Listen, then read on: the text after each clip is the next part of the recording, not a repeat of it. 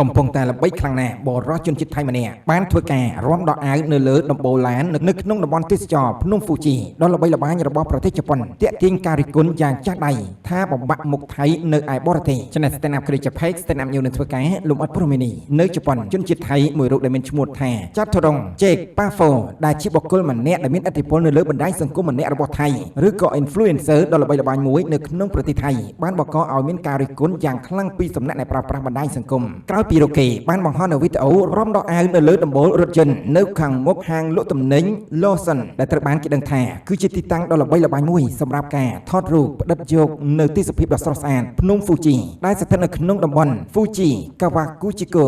នៃប្រទេសជប៉ុនកាលពីថ្ងៃទី17ខែវិច្ឆិកាឆ្នាំ2025នេះទង្វើរបស់ជនជាតិថៃរូបនេះកាន់តែបង្កភាពមិនសមរម្យព្រោះតែអាជ្ញាធរមូលដ្ឋាននៅទីនោះធ្លាប់ចាត់វិធានការយ៉ាងតឹងរ៉ឹងនិងតាំងតែងរួចមកហើយកាលពីមួយរយៈពេលមុននោះដើម្បីគ្រប់គ្រងអរិយាប័ត្រនិងអាកប្បកិរិយាមិនសមរម្យរបស់ភ្ញៀវទេសចរបរទេសហើយជាងនេះទៅទៀតនោះវីដេអូខាងលើនេះក៏បានទាក់ទាញអ្នកចូលទៅរិះគន់យ៉ាងខ្លាំងពីសំណាក់អ្នកប្រើប្រាស់បណ្ដាញសង្គមថៃដោយបានលើកឡើងនិងនិយាយថាសកម្មភាពរបស់លោកគឺជាទង្វើបង្ហាញពីការមិនគោរពនិងអាចបំផ្លាញកេរ្តិ៍ឈ្មោះភ្ញៀវទេសចរថៃនៅក្នុងប្រទេសជប៉ុនថែមទៀតផងនៅពេលដំបូងឡើយលោកថាលោកមិនខ្វល់ចំពោះនរណាដែលជន់ពន្លិចនោះទេក្រោយមកក៏ស្រាប់តែចេញសារសុំទោសជាសាធារណៈប៉ុន្តែបដិសេធមិនលុបវីដេអូនេះដោយបាននិយាយថាមិនចង់រត់គេចពីបញ្ហានោះឡើយហើយចង់កែលម្អចេញពីកំហុសនេះនិងសូមទទួលយកនៅការរិះគន់ទាំងអស់គួររំលឹកឡើងវិញបន្តិចផងដែរថានៅក្នុងសង្គមជប៉ុនទោះបីជាការដោះសម្លៀកបំពាក់សម្រាប់បុរសមិនមែនជាអំពើខុសច្បាប់ក៏ដោយលើកលែងតែនៅតាមឆ្នេ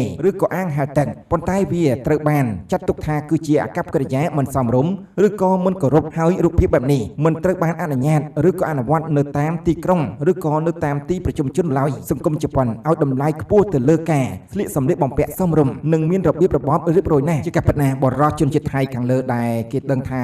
អ្នកបង្កើតនៅមាតិកាប្លែកៗហើយក៏ត្រូវបានមហាជនថៃក៏ដូចជាសារព័ត៌មានជប៉ុនជាច្រើនបានចុះផ្សាយពីអរិយាប័ត្រមិនសមរម្យដែលជាភ្ញៀវទេសចរនៅឯប្រទេសជប៉ុនដែលប្រទេសជប៉ុនមិនចង់បានភ្ញៀវទេសចរដែលមានលក្ខណៈបែបនេះនោះទេហើយក៏ជាការបង្ហាញពីចរិតជនជាតិសៀមនេះផងដែរបានចឹងព័ត៌មានដែលយើងខ្ញុំបានលើកឡើងក៏សូមបញ្ចប់មានការខុសឆ្គងសូមអធិស្ឋាន